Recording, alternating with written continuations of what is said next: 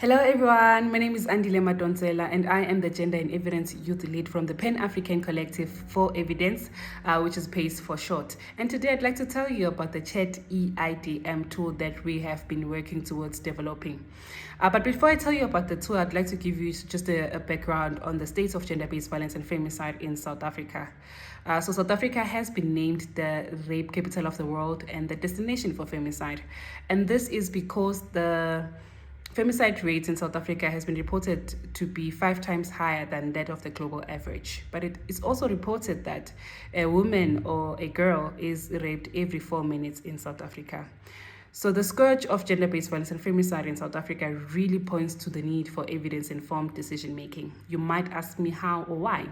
So evidence can tell us what works in addressing the scourge of gender-based violence and femicide. Evidence can tell us what works for who, how, why, at what cost. But also evidence can tell us which interventions or policies have been found to be effective and can be scaled for better impact. So over the years, with collaboration with the National Department of Planning, Monetary Evaluation in South Africa and other relevant stakeholders, we have developed an evidence base that speaks to violence against women, children, and the LGBTQIA+ community in the country. And we have come up with creative ways to ensure that this evidence base is used by policymakers in order to inform decision making. We have created evidence maps that are easy to navigate for policymakers, but we've also been active in also writing rapid reviews that policymakers can use to make these decisions. But now, fast forward to 2024, we are also riding the AI wave because we are intentional about ensuring that it's easy for policymakers to access the evidence base that we have developed over the years. So now comes the CHAT EIDM.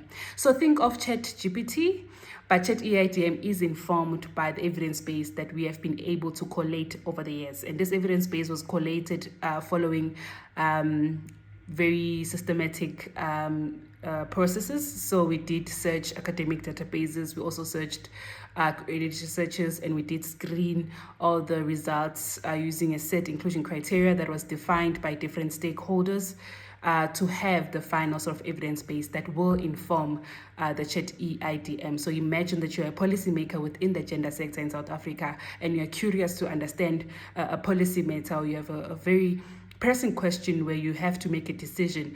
You don't have to now go through very large evidence bases, but you can just ask CHAT EIDM the question and it would give you the answer.